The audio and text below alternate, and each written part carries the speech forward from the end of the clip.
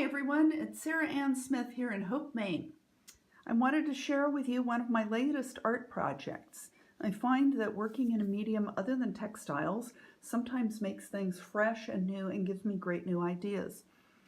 In October, the Mid-Coast Maine Book Arts had a wonderful exhibit at the Picker Room in the Camden Library, and I was inspired by one woman's book of hours, so I decided to make my own variation on the theme.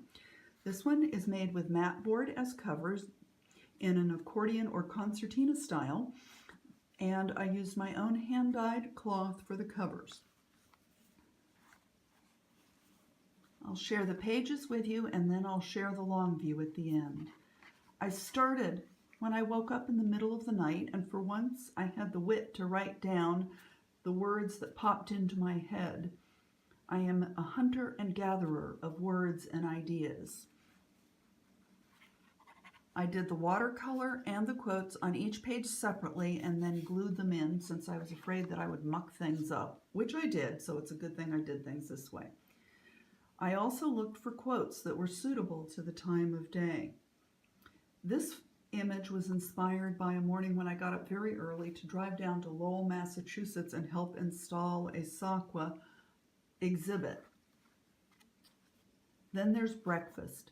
This is part of my everyday life with my Fiesta Ware mugs in happy colors and my beloved strong black tea with milk. It was October when I did most of this, so I painted this picture of the view out our window.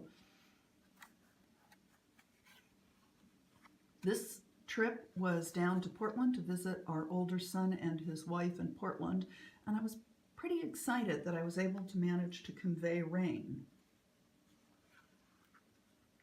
Anyone who follows me on Facebook knows about my dog walkies photos and this pond, which is down by the neighbor's property with the fantastic view out to the west and the sunset.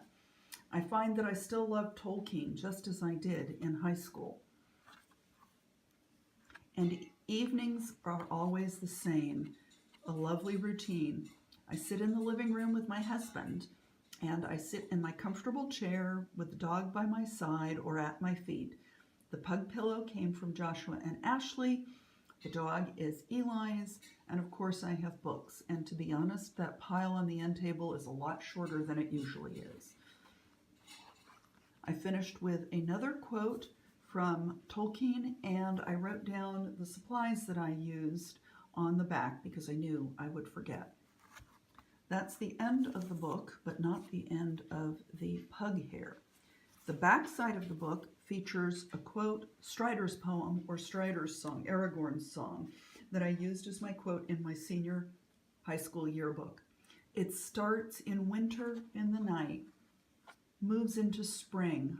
I did the writing with a dip pen and acrylic inks that I mixed. Moves into full high summer and noontime. And then the seasons begin to change and move into fall as I finish the quote. Then it returns back to early winter, deep winter, and night. I'm now going to set up the book in concertina fashion, and I will attempt to take the phone out of the mount and give you the long view, sorry about the bump, without shutting it off. All right, so here's what the book looks like lengthwise. It's so long that it is longer than our dining room table.